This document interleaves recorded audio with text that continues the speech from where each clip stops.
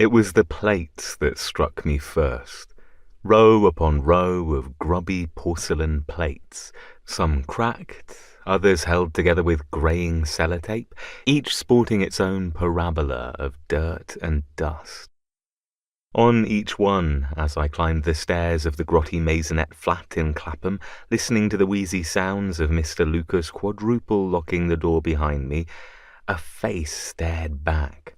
Photographs of young men in their 20s or 30s, some clothed, others with dicks in hand or waggling their penises eagerly at an out-of-sight cameraman. "What on earth are these?" I asked, gripping the handrail and turning back to Mr. Lucas. "My boys," he rasped. "My boys." Mr. Lucas had been buying boys for almost 40 years. I should make it clear from the outset that by boys, both he and I mean men in their early 20s. Mr. Lucas makes it clear many, many times that his tastes are for the sturdier young men, but he probably spent many thousands of pounds paying for sex over the decades. It was 1994, and I was down from the University of Edinburgh, where I had just finished my third and penultimate year of an English literature degree. In need of cash over the summer, I had taken an odd job as a researcher on a documentary about male prostitution in the 20th century. Quite a smart job for an undergrad, but helped somewhat by the fact that my boyfriend at the time, Will Parry, was down as the lead researcher and hired me to help.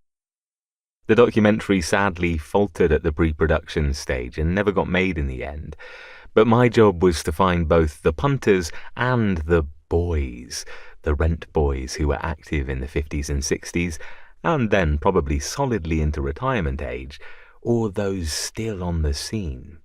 My first port of call had been to place an advert in the gay papers of the day, Capital Gay and the Pink Paper being the main two, and Mr. Lucas, George Leo John Lucas, then aged 68, got in touch. 6th of September, 1994. Tuesday. In Capital Gay on Saturday, I noticed a brief reference to a research study on male prostitution, whose researchers ask sex workers and their clients to get in touch with them.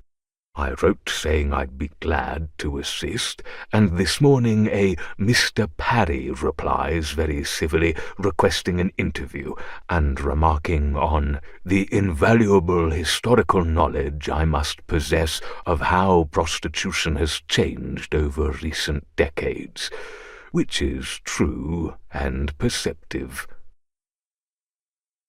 Yes, he'd been active on the rent boy scene for decades, and yes, he'd be more than happy to talk to a researcher, with an eye to possibly appearing on screen at some point. So round I went, nervous and inexperienced, but keen to find out more about this mysterious man. The flat on Mandalay Road in Clapham was in a terrible state.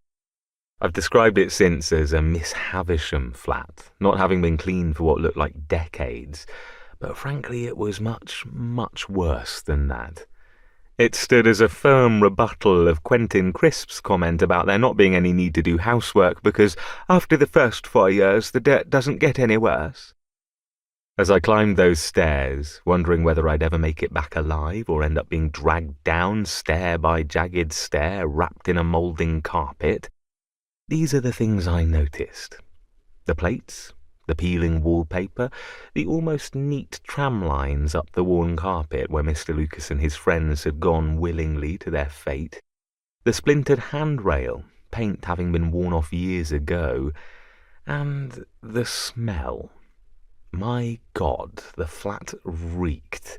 Not that musty old person flat smell, but as if someone had died many, many years ago and been left to rot happily in a corner.